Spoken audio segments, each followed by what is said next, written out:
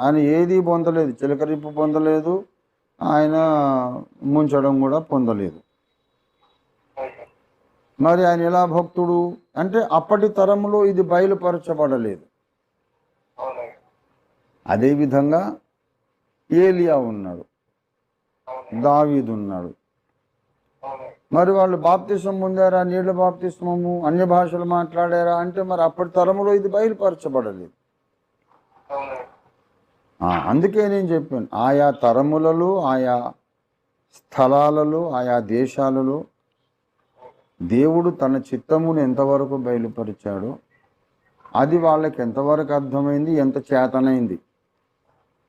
అర్థం కావడం ఒక ఫ్యాక్టరు, చేత కావడం ఇంకో ఫ్యాక్టరు. ఇవన్నిటిని అప్లై చేసి దేవుడు వీడు భక్తుడు అని ఆయన వాళ్ళను సర్టిఫై చేస్తాడు.